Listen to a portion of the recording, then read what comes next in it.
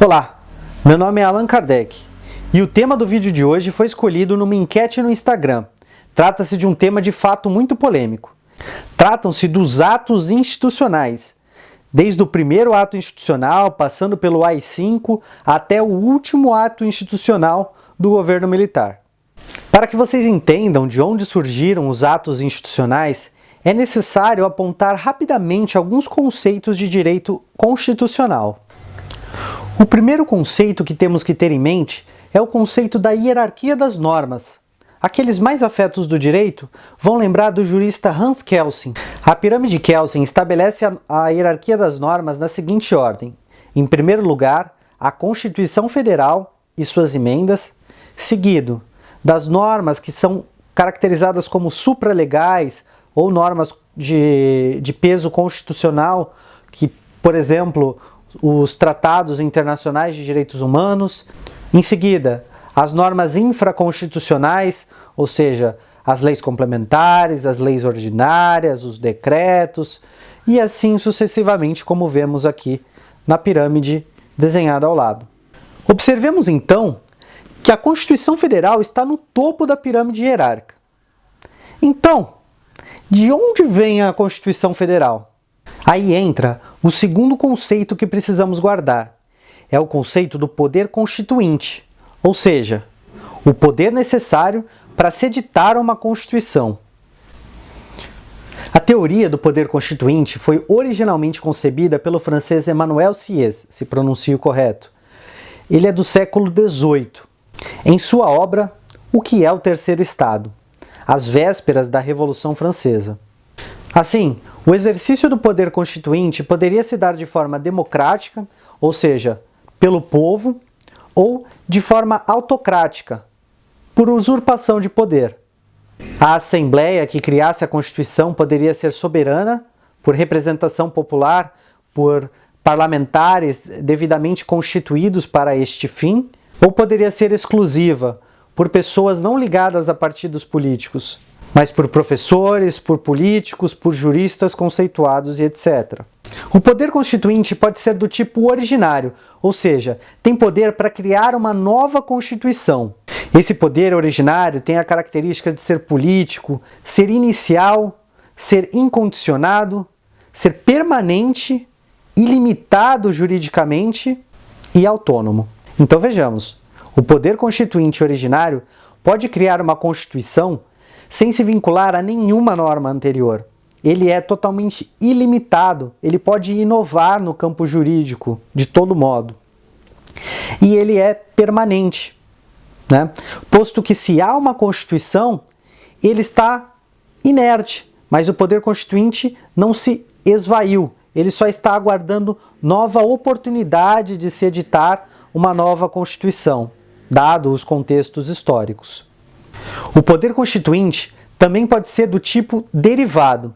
Aí é o poder de editar, de modificar a Constituição e o poder de que os estados têm de criar constituições próprias. O poder constituinte derivado vai se dividir em poder reformador e o poder decorrente. O reformador de modificar a Constituição e o decorrente é o poder que dá autorização aos estados de criar suas próprias constituições. O terceiro e último conceito que precisamos ter guardado é o da separação dos poderes. É sabido que o Estado brasileiro separa os poderes em três: o judiciário, o executivo e o legislativo, e que são poderes típicos de cada um: do judiciário interpretar e aplicar as leis, do legislativo criar as leis e do executivo promover atos de administração. Esses três poderes são independentes entre si. Absorvido isso, podemos seguir ao tópico principal e entender como surgiu juridicamente o Ato Institucional número 1, de 1º de abril de 1964. Com a colaboração dos juristas Francisco Campos e Carlos Medeiros Silva, entendeu-se que a Revolução Vitoriosa teria se investido de poder constituinte originário. Ora, como vimos, sendo originário o poder constituinte, ele pode inovar na norma jurídica de forma ilimitada. Perceba, o ato institucional tem natureza de norma constitucional. De 1º de abril de 1964 a 14 de outubro de 1969, foram editados 17 atos institucionais. O primeiro, assinado pelos comandantes das Forças Armadas, e os demais assinados pelo presidente constituído ou pela junta militar. Sigamos então para verificar algumas das inovações normativas trazidas pelos atos institucionais. O ato institucional número 1 é datado de 1º de abril de 1964.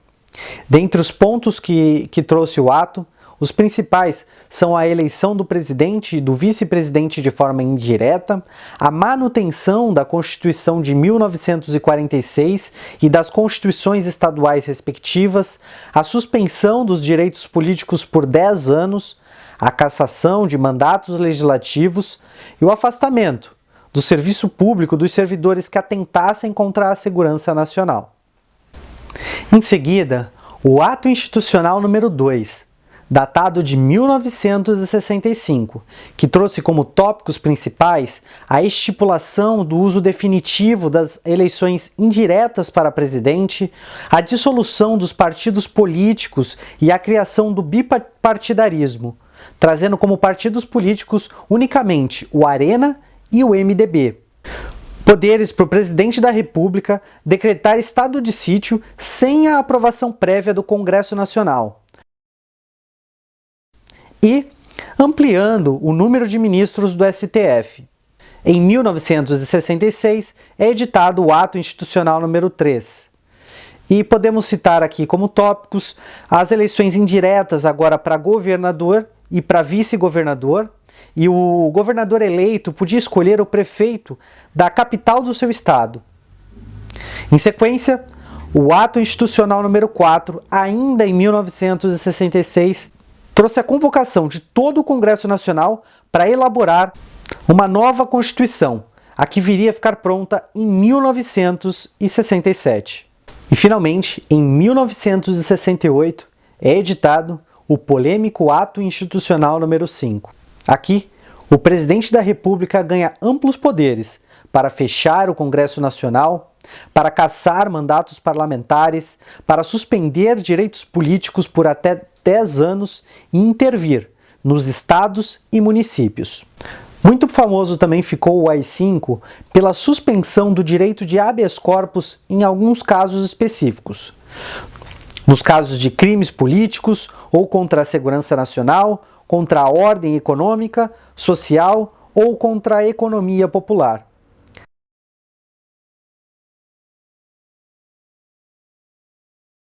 Em sequência, o Ato Institucional número 6 de 1969 reduz o número de ministros do STF de 16 para 11.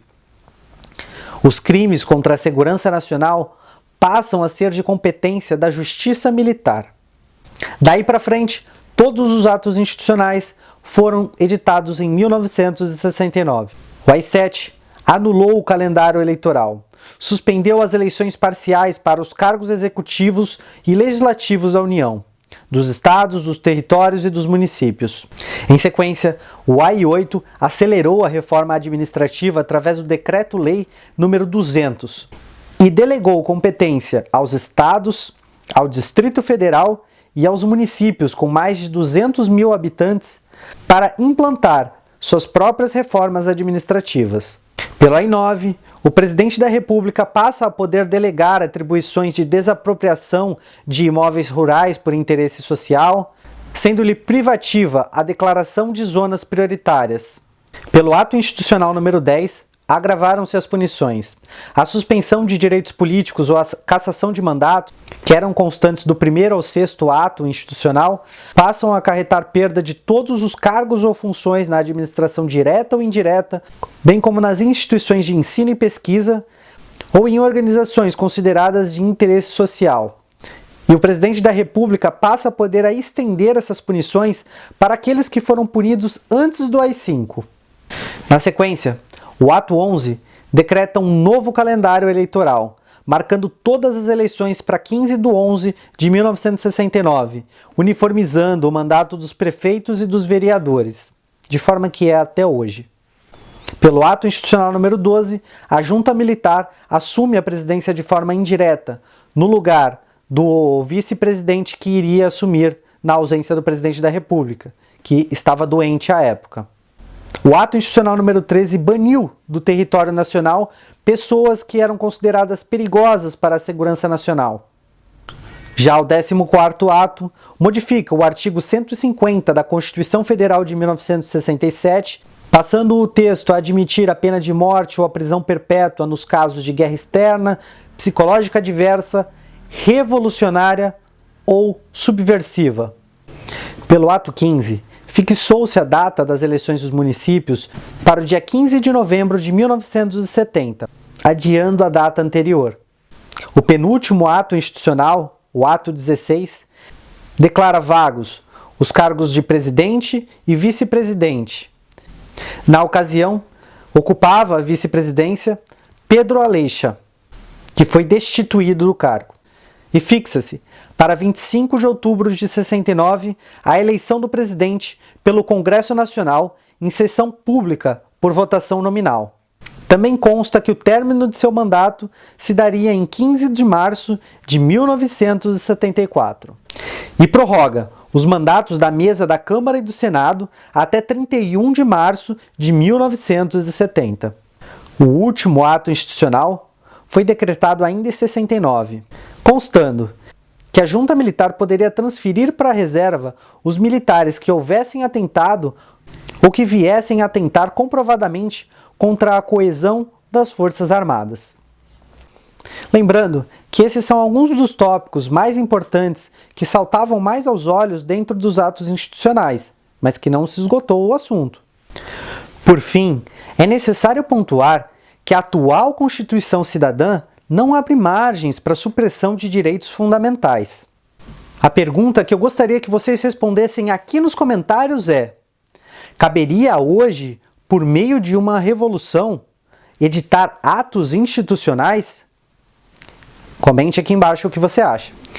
Espero que tenham gostado do vídeo e lembrem-se, o explanado aqui não tira a necessidade de um aprofundamento doutrinário, seja no direito constitucional, em história, em administração pública ou em áreas correlatas. Como sempre, vou deixar uma bibliografia complementar na descrição do vídeo para que possam pesquisar. Antes de finalizar, eu preciso agradecer ao jovem Henrico, de 15 anos, que fez com muito talento a vinheta que passou no começo do vídeo e que passará a compor os vídeos do canal. Vou deixar o Instagram dele aqui embaixo e também na descrição do vídeo. É isso, pessoal. Um grande abraço e até a próxima!